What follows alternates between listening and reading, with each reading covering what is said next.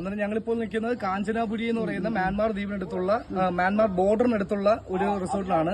ആ റിസോർട്ടിൽ എന്ന് പറയുമ്പോൾ മൊത്തം 450 ഏക്കർ ഉള്ളിൽ വനത്തിന്റെ ഉള്ളിലാണ് ഈ പ്രോപ്പർട്ടി നിൽക്കുന്നത്. എല്ലാം ഇൻഡിപെൻഡന്റ് വില്ലാസ് ആണ്. ഇത് നമ്മൾ ഒരു പ്രദേശത്ത് വന്നു കഴിഞ്ഞാൽ അവിടെ ബസ് സ്റ്റോപ്പ് ചെയ്തതിന് ശേഷം അവിടുന്ന് 30 മിനിറ്റോളം ബോട്ടിൽ യാത്ര ചെയ്ത് വേണം ഇക്കറിലേക്ക് എത്താനായിട്ട്. ഇവിടെ എത്തിക്കഴിഞ്ഞാൽ ഇവിടെ ഒരുപാട് ആക്ടിവിറ്റീസ് ഉണ്ട്. ബാംബു ഡ്രാഫ്റ്റിംഗ് ഉണ്ട്. ബാംബു ഡ്രാഫ്റ്റിംഗിന് നമ്മൾ പോയി കഴിഞ്ഞാൽ അവിടുന്ന് ബാംബു ഡ്രാഫ്റ്റിംഗിന് നമ്മൾ വരുന്ന വഴിക്ക് തന്നെ നമുക്ക് വെള്ളത്തിലേക്ക് ചാടി അവിടുന്ന് ഈ പ്രോപ്പർട്ടി വരെ ഒരു 3 കിലോമീറ്റർ 4 കിലോമീറ്ററോളം നമുക്ക് നീന്തി വേണം ഈ പ്രോപ്പർട്ടിയിലേക്ക്. സേഫാണ്, പക്ക സേഫാണ്. 50 പേരും ഇന്നലെ അത് ആ ആക്ടിവിറ്റീസ് മാക്സിമം യൂട്ടിലൈസ് ചെയ്തിട്ടുണ്ട്. MKTയുടെ ചരിത്രത്തിലെ ഏറ്റവും വലിയ നാഴികക്കല്ലാണ്. MKTയിലെ 50 മെമ്പേഴ്സ് ഉൾപ്പെടുത്തി പട്ടായ, ബാങ്കോക്ക്, കാഞ്ചനാപുരി ഉൾപ്പെടുത്തി കേരളത്തിൽ നിന്നും ആദ്യം ക്ഷണം കിട്ടിയിരിക്കുന്നത് മാത്രമാണ്. എനിക്ക് തോന്നുന്നു ഇന്ത്യയിൽ നിന്ന് വരെ TATയുടെ ക്ഷണം കിട്ടിയിരിക്കുന്നത് MKTയ്ക്ക് മാത്രമാണെന്നുള്ള ഏറ്റവും വലിയൊരു സവിശേഷതയാണ്. Thank you.